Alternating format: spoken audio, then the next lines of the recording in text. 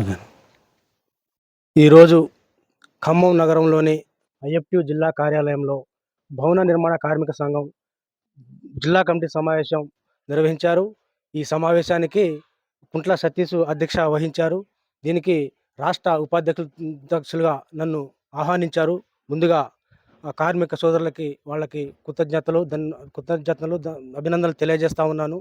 ఈ సమావేశం ఉద్దేశం, దీని కార్యక్రమ ఆలోచన ఏమిటంటే, మొన్నటిదాకా మేము కార్మికుల బోర్డు కోసం ఎన్నో పోరాడాం.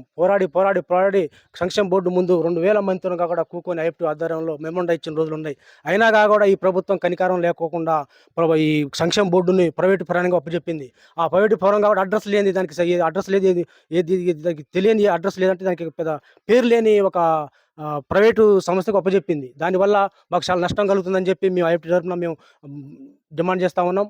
అదేవిధంగా దాని ద్వారాగా జీవో నెంబర్ 12ని తెచ్చింది. ఆ జీవో నెంబర్ 12ని సవరించాలని చెప్పి, అదేవిధంగా ఇప్పుడు 1996లో 6 ప్రకారం అడ్వైజర్‌ని ఫంక్షన్ బోర్డు అడ్వైజర్‌ని పెడతారు. అడ్వైజర్ లేకుండా ఇంతకుముందు ఉండేది, ఇప్పుడు తీసేశారు. ఈ ప్రభుత్వం తీసేసి వాళ్ళకి ఇష్టమైనట్టుగా, వాళ్ళకి నచ్చినట్టుగా వాళ్ళు చేస్తారు. మా అడ్వైజరు కమిటీ చేసి వాళ్ళు ఎట్ట చెప్తే అట్లా ఖర్చు చేయాలి నిధులను కార్మిక అడ్వైజర్ తరపున.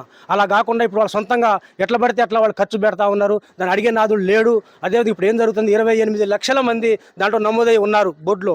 దాంట్లో కనీసానికి రెన్యువల్ 15 లక్షల మందిలే ఉన్నారు. మిగతా 13 లక్షల మంది అడ్రస్ లేకుండా చేయాలని ఆలోచన చేస్తూ ఉంది.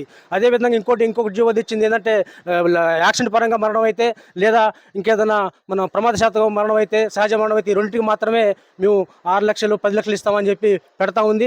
మిగతాది మన డెలివరీ కావచ్చు, మ్యారేజ్ కావచ్చు, ఏదైనా పనికాడ దెబ్బ తగిలితే హాస్పిటల్ కావచ్చు, ఇవన్నీ చిన్నగా దూరం చేస్తూ ఉంది. ఇది కరెక్ట్ కాదు.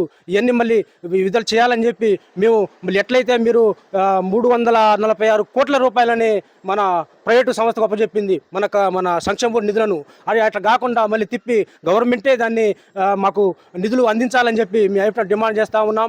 అదేవిధంగా ఇప్పుడు ఇంకా దుబారా ఖర్చు ఏంటంటే, సిఎస్సి తరఫున సిఎస్సి పేరుతోటి ఆ రక్త పరీక్షలు అని చెప్పి, ఆ టెస్టులు ఈ టెస్టులు అని చెప్పి వాళ్ళు ఇల్లు తిరిగి అర్ధరాత్రిగా కూడా ఇల్లు తిరిగి ఆ టెస్టులు మొదలుపెట్టి మనిషికి ఒక్కంటికి ఏం లేదు, దాని వల్ల వృద్ధా, అది ఫేకు, ఏం ఉండదు, దాని వల్ల ఉపయోగం కూడా లేదు. ఆ సర్టిఫికేట్లు తీసుకోకపోతే హాస్పిటల్కి పోతే మందులు కూడా ఇవ్వట్లేదు. అది పనికిరాని సిఎస్సి టెస్టులు అని చెప్పి మేము ఐఎఫ్‌టియు తరఫున రద్దు చేయాలని చెప్పి డిమాండ్ చేస్తూ ఉన్నాం. ఎట్లా ఉంది దాని పరిస్థితి అంటే, మూలిగా నక్కపై తాటికాయ పట్ట చందంగా వాళ్ళు అర్ధరాత్రి కూడా ఇల్లు తిరిగి వాళ్ళు చేస్తూ ఉన్నారంటే ఈ దారుణం.